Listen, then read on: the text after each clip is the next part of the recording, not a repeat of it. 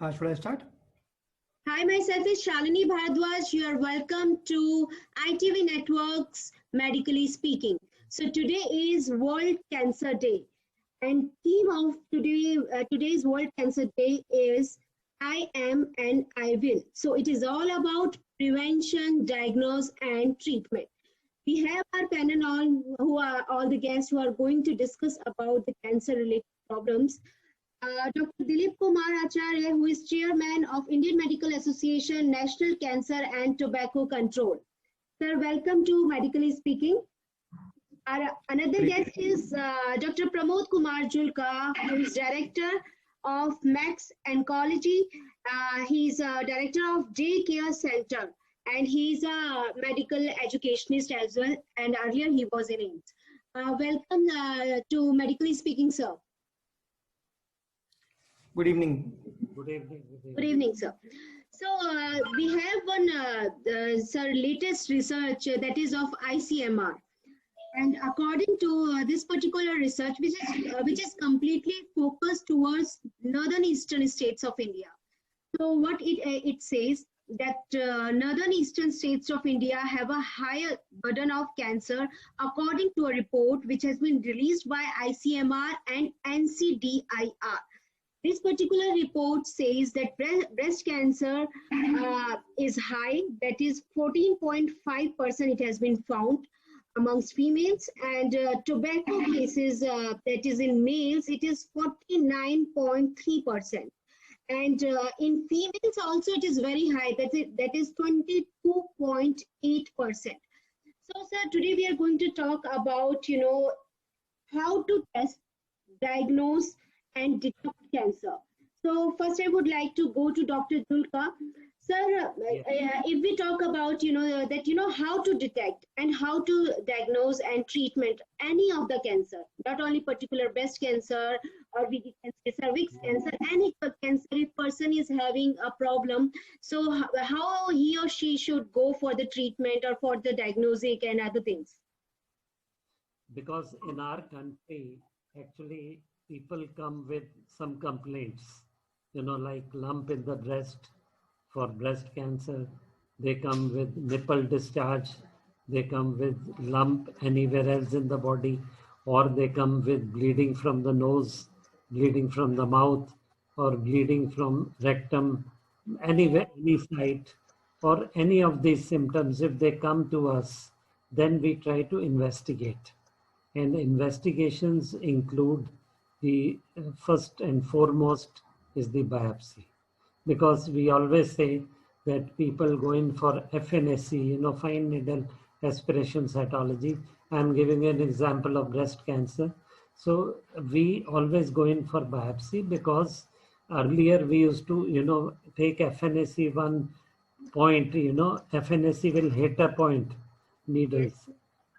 Now biopsy will take a tissue.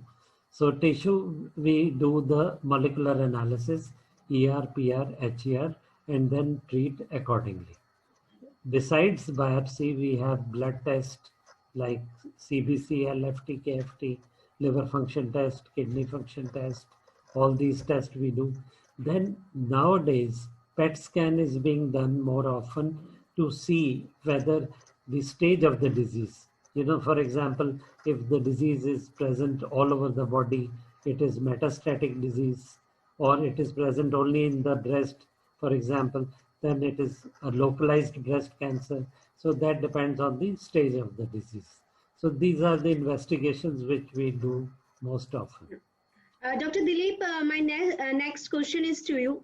Sir, it has been seen that there is a kind of hesitancy also towards, especially if we talk about breast cancer as well. So, how to make people aware about it, how to, it is very important to motivate a person, because most of the time when a patient reaches to the doctor, they have already crossed, third stage. What would you like to say about it, sir?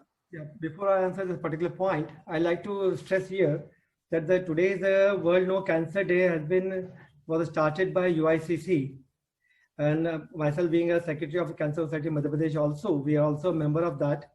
And this is the third and final year of the theme I am and I will. The basic idea of any day is to get the attention of all the media people, of all the bureaucrats, of all the politicians, of all the public, so that the people become aware of things. And as I said, I'm the national chairman of IMA Cancer Tobacco Control Committee. We are a group of 350,000 members spread over 1,700 branches.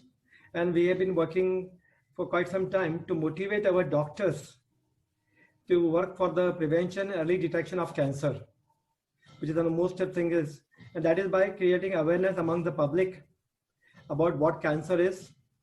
As Sarah has rightly said, Dr. Julka has rightly said about the symptoms of the, because public will come to know about through symptoms only. But unfortunately, what is there is people have the hitch, especially the females. They do not want to consult a doctor because they think a lot of money will be spent on them. Although government is working hard to provide full free treatment, also number of places, number of times, still then there's a sharam bhi lagti hai, they are up for this thing. They don't want to get themselves exposed to by and seen by a male patient doctor. Maybe sometimes it is that the people have some myths are there about the cancer. They think if they get treated, if they get operated, the cancer will spread. So there are so many things, reasons for the people want to get late. As I was telling you, one of the cancer history surveys, it has shown that the people coming to us, to the doctors, are usually in the nearly 50% of them to 75% of them come to late stages. And you know, like talking of breast cancer, if a person comes to me, lady comes to me in stage 1, there are 98% chances of her survival for next 5 years. But if she comes in stage 4, this goes down to 18% only. So from 98% it goes down to 18%. Different studies have different percentages, but by and large it is such only that the percentage of the survival drops down in spite of taking good treatment if the patient reports to us in a very late stage. Like in one of the cancer histories, it was said that breast cancer, 57% reported in late stages, CS cervix, 56% in late stages, head neck, almost 66% is reported in late stages. So we have to make people aware. This number is very high, so that means awareness also. It is very alarming number. It is very alarming number. You know, here I will, if you permit, I'd like to add here. There's a Global Cancer Survey. The last report was released in December 28, 2020 only, which show that although there are 18 million new cancer patients coming up every year in the world, and breast is on the top list of almost all the centers. Almost 157 countries, and amongst the females, they have the highest breast cancer number, and 57 countries have the highest amongst the male and females combined together. But what the alarming thing is, in Western world, the breast is highest in numbers, in incidence wise, but mortality wise it goes to fifth number. But in our country, breast is the highest in incidence as well as in mortality also. So therefore, because we are getting hesitancy plays an important role, and not many things. Not alone hesitancy alone also, sometimes difficult diagnosis, sometimes the economic factors also, sometimes the patient has to travel long distances. Awareness as well. So all these factors are there. We have to look after everything together in a broader way if you want to curtail the thing. And I've been requesting government always that they are concentrating more on treatment. That's a very good thing. But we have to work on prevention and early detection of cancer in a big way also. As you were mentioning about the tobacco and this thing, Northeast, tobacco is very rampant there. Dr. Julka will agree with me that as per the last report of a GET survey, there has been 6% reduction in smoking in our country, which is very good. But unfortunately, India is the capital of oral cancers in the world, with 90% of cancers occurring here, of which 90% is due to tobacco chewing only. So we have, every time now and again, we have been requesting government to increase the excise duty on these things. So if they increase the excise duty on smoking tobacco and smokeless tobacco, that gutka and everything, definitely the uses goes down. And as IMA, we are working on together to make the people quit. And that will definitely help. That's very important. My next question goes to Dr. Julka. Sir, I would like to know, does breast cancer is somewhere linked to genetic also? Yes, actually, we always say that less than 10% is genetic, familial. We can say if there is a history of breast cancer in the first degree relatives, then you are more likely to get breast cancer.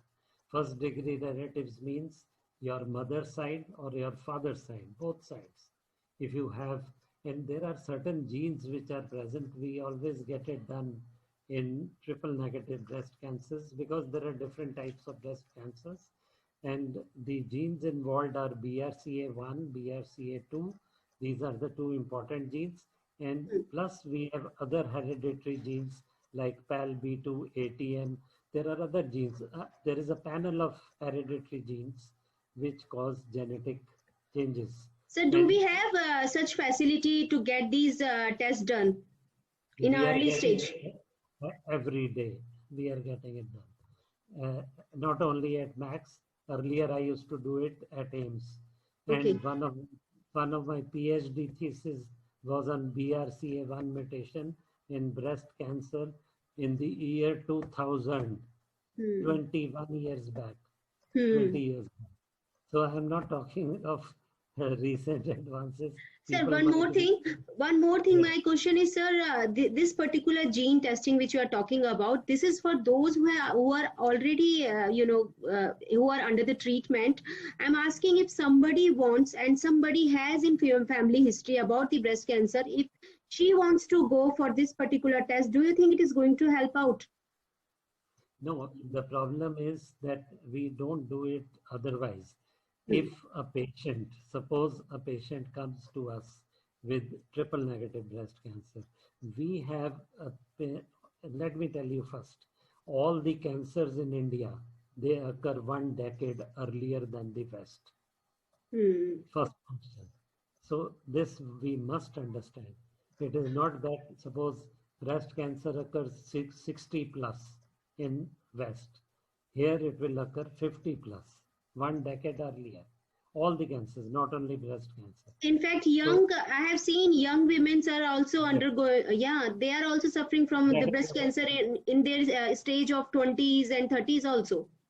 Youngest patient I have seen in 40 years of my practice, 45 years, I have seen 19-year-old girl, 19-year-old. 19, very young patient. Very young. And she had triple negative breast cancer.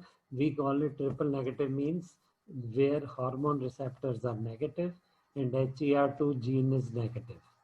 That means there are 3 genes which we see. One is ER, estrogen receptor, one is progesterone receptor, and one is HER2 gene. So if all 3 are absent, it is called triple negative breast cancer, which is very aggressive. And one form of triple negative is BRCA1 positive disease. So in the patient, if the patient has positive BRCA1, then their relatives also, we tell them, we do genetic counseling with them so that they should do their regular checkups. And if they are not doing regular checkups, if they are high penetrant genes, then we put them on drug called tamoxifen, chemoprophylaxis. That is called chemoprophylaxis, chemoprevention. So we give them hormone therapy for preventing the further onset of breast cancer. So that is the main reason where we do the gene testing. Otherwise, we don't do it for all the population. We do it for certain group of people, but now gene testing, molecular profiling has become more prominent in the sense that in all the cancers, we see there is a molecular classification of tumors. Recently, I don't know if you have seen in my article in M3 India, it is on molecular classification of colorectal cancers. So I have written on that, what is the molecular classification means. Like, for example, breast cancer, I told you, ER, PR, HER. So we divide them into luminal A, luminal B, HER2 positive, and triple negative. So all these are molecular classifications. Nowadays, we are doing molecular profiling for most of the patients, even though it is very expensive, but sometimes we do it from US, sometimes we do it from India. The molecular profiling, that helps us for more options to treat that patient. And that patient, you won't imagine that stage 4 disease in lung cancer You know, earlier the median survival was 6 months, 6 to Yes. 8 months. Now the median survival has increased to 5 years. Can you believe? That's a If big achievement, sir. big achievement, if your PDL1 is positive, that means there is a marker, biomarker. We do it in the tissue and in the blood also nowadays. So that is called PDL1. If it is more than 50%, then immunotherapy single drug, pembrolizumab, can take you to 5 years. But it is very expensive, let me tell you. Sir, Because is it available in India as well as you said you suggest for yes, US also? Is it available in because India? it's available in India. Immunotherapy is available in India. This Can is you a name, new. sir, some places, if somebody, wants to know about it, wants to go for this particular test? Yeah, we are having at Max Lajpat Nagar. We are having this facility on the daycare center. We are giving 10 immunotherapy every day, out of 15 10 available. immunity, it's a, very good achievement. I also heard about it, but I was not aware that it is available in India itself. No, no, no. I started in AIMS 6 years back, 7 years back, the immunotherapy. Because these are the drugs which are very expensive. The problem is the expense. The Sir, how government much has it cost? How much it cost if we talk 4 about lakhs, 4 lakhs per month. 4 Now, lakhs? who can afford 4 lakhs per month? So Right. we always tell our patients that go in for Ayushman Bharat scheme, which the government has proposed, and we try to consolidate the treatment within that amount. Because Okay. our main aim, as earlier said, Dr. Saab had earlier said about prevention. Nobody talks of prevention. We are opening hospitals after hospitals for treatment of cancer, and treatment is becoming expensive day by day. Prevention is And important, right? molecular diagnosis is becoming very expensive. So what we want as oncologists for the last so many years, 70s I did my post graduation, and AIMS I dedicated my life more That's than true. 30 years, more than 30 years in AIMS. Sir, I know As a a lot of patients who have been treated by you and they are still surviving. Yeah, now what I am doing molecular profiling of 20 years plus survivors, breast cancer people who have survived for 30 years or 20 years. I treated them in 80s and they are Oh, coming to me now. that's So really good, sir. what I mean to say, that time we didn't have molecular diagnosis. We used to treat clinically, clinico-pathological classification. So what I mean to say is that prevention is better than cure, and early detection is the hallmark to cure. We did a small study I would like to mention here, that with Cancer Institute Milan. Milan is in Italy. It is a very big institute. And there we found that in our cases, the median size of lump in the breast was 4 centimeters. And in Milan, it was 4 millimeters. So if Mm. you come with a lump of 4 millimeter, that means they come for regular checkup. They get mammograms done, or they get ultrasound done, or they get MRI of the breast nowadays. And nowadays we are doing MR mammograms. So MRI with mammogram we are doing. So if you pick up the lump at 4 millimeter, you are, as Dr. Saab had said, you are 98% stage 1 cured. Yeah, More than that's 90, true. more than 90% cure rate. So Yeah. because, and it is cheaper also, let me tell you, because if you detect the lump in very early stage, you remove the lump only, don't give any chemo, or if it is ERPR positive, give tablets for 5 years or 10 years nowadays, 1 tablet daily, that's all. There's Right. no other, and radiation is given whenever you conserve the breast. Right, So sir. And radiation has its own side effects also, sir. So basically, chemo, people are so afraid of chemo that chemo means death sentence. First Hmm. of all, cancer means death sentence. Cancer is curable, let me tell. the public that cancer is curable. Please try to come early in the early stage, and please try to maintain a healthy lifestyle. That means these are all lifestyle related cancers. Do not smoke. Let me tell you that 14 lakh new cases have been reported now by National Cancer Registry Program in India, out of which 40% are tobacco related cancers. So why can't we prevent tobacco? As Dr. Sir is doing a very good job in IMA, and they are doing such a good job that now it has dropped down, the smoking rate. So we are not considered with smoking only, smoke less tobacco. Now Yes. we got the patient last week, 25-year-old boy came to us with cancer. And what was he doing? He was going to hookah parlors. No, So this is a new thing which has come. So Hmm. what I want, that peer pressure should not be there. Peer pressure means your friends, your, show offing, like, do show. I also go to hookah parlor, they think that it is a matter of dignity or Dignity or uh, lifestyle, sir, you can say. And the children say especially that, basically it is a kind of, this flavored hookah. It is not going to harm you. This is what they feel like.